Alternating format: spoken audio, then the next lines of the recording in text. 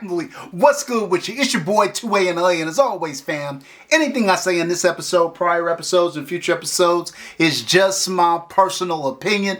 Don't take it as fact.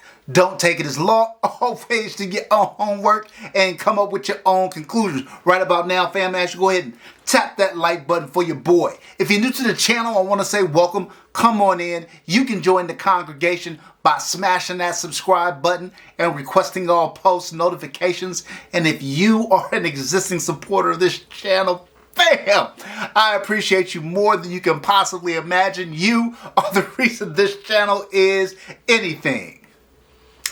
Alright, fam, before we get this episode rolling, just a couple of disclaimers. I do not sell firearms, nor do I promote the sale of firearms or accessories or anything that would constitute a violation of YouTube community guidelines. Any reviews that I do on firearms or accessories are just that. They are for review purposes only.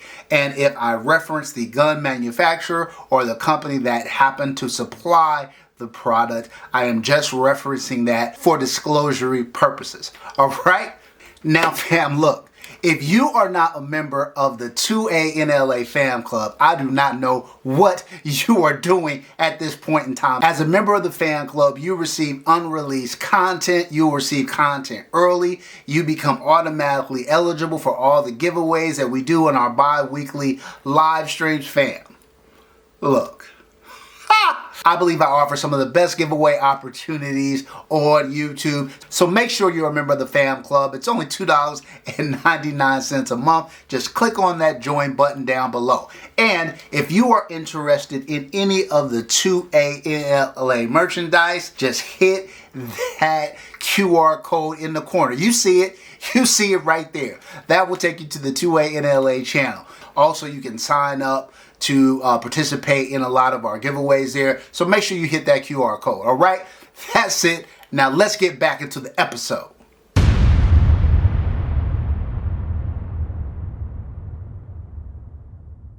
All right, fam, let's get this episode rolling. So look, we got to go. I recently did reviews on Kovert's offering from Agency Arms of their kind of Glock variants, from the Glock 26 to the Glock 19 to the Glock 34. And let you check out the Glock 34 variant. This was my favorite of the three. I don't know, fam. I'm a sucker for a full-size gun. I'm a sucker for a competition pistol. I love the way this gun looks. Again, stippled out grip that is just chef's kiss. Chimney trigger, undercut there. You've got the additional texturing that builds out to a ledge on the frame. You've got all the slide work and serrations and slide windows and cuts, ported barrel. I mean, you want it. It is there. Agency Arms killed it relative to design, and this gun scored an 81 out of a possible 100 on the 2ANLA scoring system. And you guys know, like, an out of the box Glock in my system is going to be somewhere between a 50 and 60. So for this gun to climb 20 to 25 points based on all of the inputs that Agency Arms did is nothing more than exceptional. Now, if you guys have watched the channel for a while, you guys know that I had my own Glock 34 from a previous offering by Kovert, the Kovert G-Wagon. This was done in combination with Chris James of Combat Precision fame. And this by far was the best striker fire pistol I'd ever shot. Again, this gun is stippled to the nines. It's got the texture on the legs, on the frame. It's got all of the kind of Chris James dimpling on the slide, as well as slide cuts on both sides, and it has that very unique Chris James porting package. Added a Terran tactical grip on it. Normally I'm running a Surefire on here, but I took it off so I could have kind of an apples to apples comparison. I think the barrel is a little more plain than what you see here on the Agency Arms.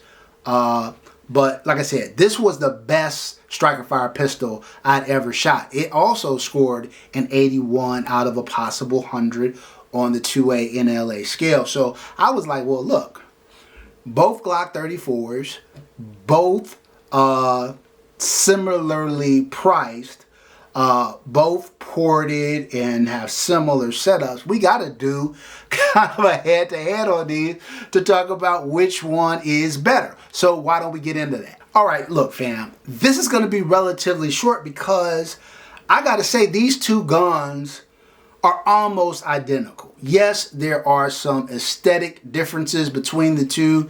Yes, the porting package is the same, but essentially we're talking about the same frame, similar quality stippling jobs, extended mag releases on both rocking Timney triggers, both have undercuts, both have the texturing on the frame, both weapon light ready, both ported, both optics ready. I mean, what?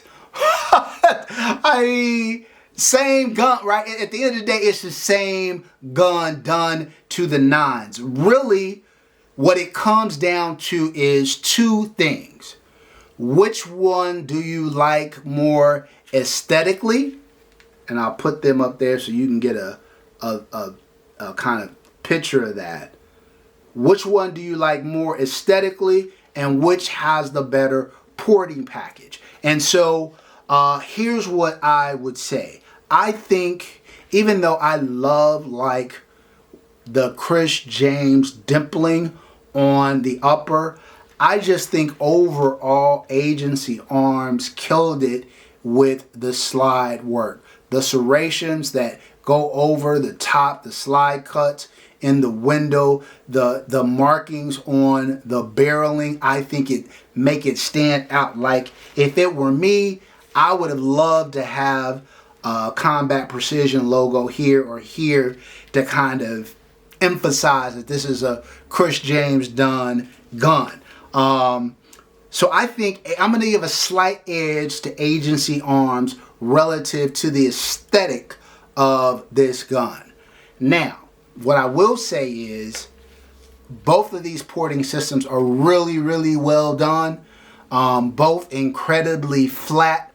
I felt like the porting and the tuning of the Combat Precision or the Kovert G-Wagon is slightly better than the Agency Arms gun. From a shootability perspective, which one do I think is better? And I would say from a shootability perspective, I would give a slight edge to the Combat Precision Kovert G-Wagon. From an aesthetic perspective, I give a slight edge to the Agency Arms. So for me, this is a tie.